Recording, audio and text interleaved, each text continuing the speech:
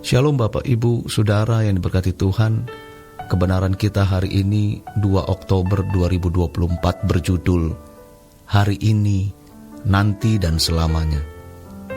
Melayani perasaan Tuhan itu lebih penting daripada melayani pekerjaannya. Maka kita harus duduk diam di kaki Tuhan, baru kita turun ke lapangan untuk mengatur organisasi. Khotbah, memimpin puji-pujian, memimpin doa, dan lain-lain. Para hamba Tuhan, ingat ini, bukan melayani pekerjaan gereja dulu, melainkan melayani perasaannya.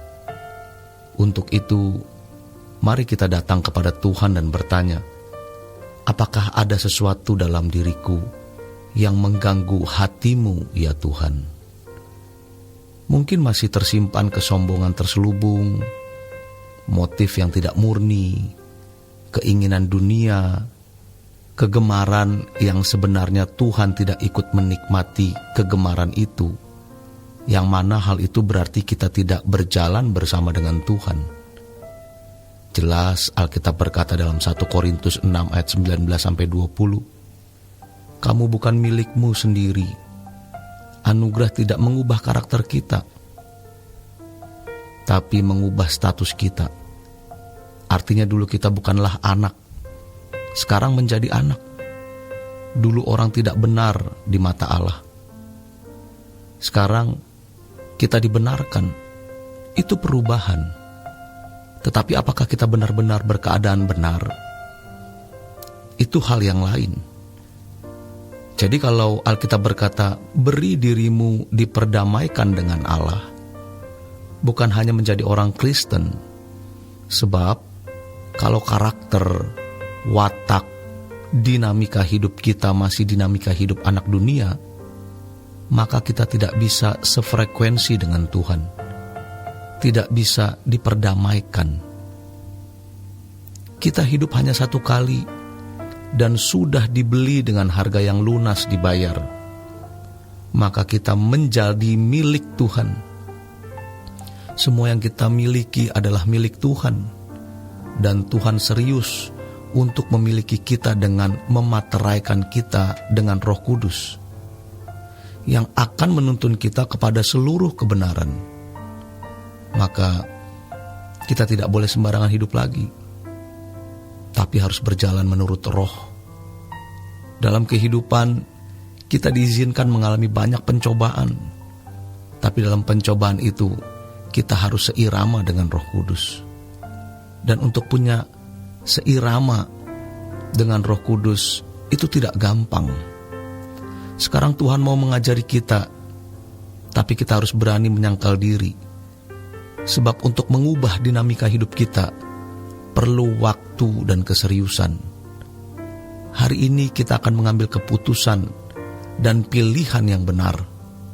Jangan takut untuk berjanji. Mungkin dalam hati kita punya keraguan, tapi mari kita tenggelamkan keraguan itu. Hidup hanya satu kali. Lalu kenapa kita tidak memilih Dia? Kenapa kita tidak mempercayai Dia sepenuhnya? Kita mau hidup suci, menjadikan Dia sebagai satu-satunya kesukaan dan kebahagiaan hidup kita. Dan kita hanya mau melayani Dia, menjadi anak kesukaan Bapa.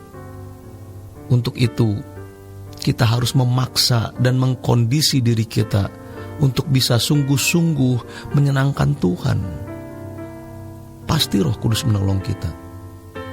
Kalau kita hanya setengah-setengah, lalu kita berharap jadi orang Kristen yang rohani dan suci, tidak bisa.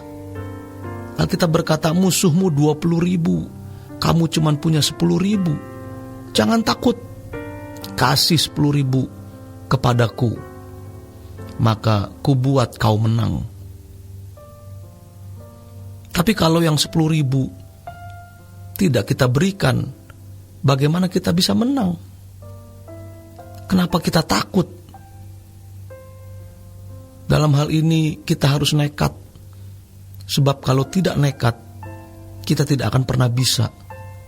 Monster diri kita ini jahat, bahkan sangat jahat. Maka kita harus taklukkan dan kita bunuh. Kalau bagi seorang hamba Tuhan mesti berani berkata, Tuhan, aku jadikan diriku sembelihan di mezbah-Mu, supaya aku bisa menghadirkan Engkau di tengah jemaat.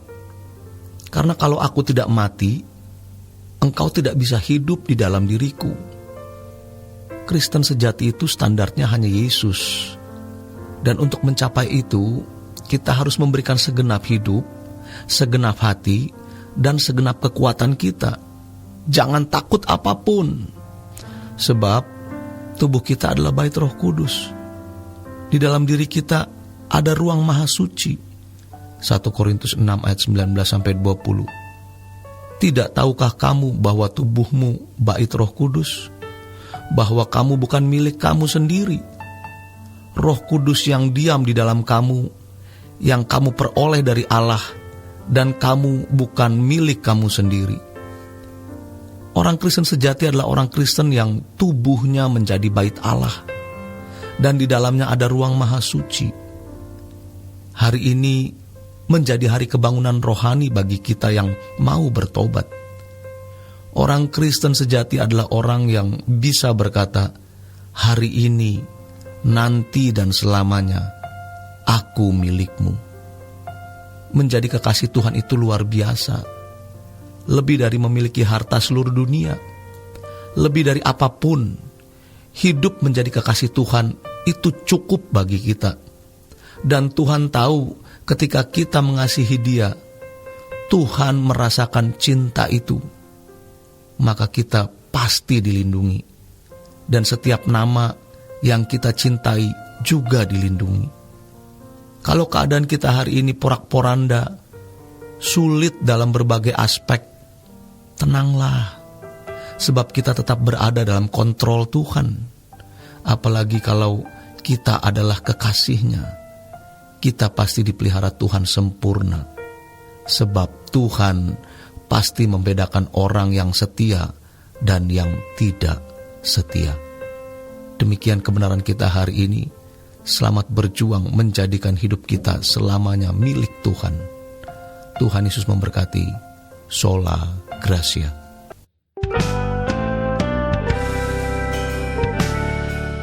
Renungan Truth versi audio dapat diunduh melalui truth.id/voice. Informasi lebih lanjut silakan menghubungi 021 4584 2381. Tuhan Yesus memberkati.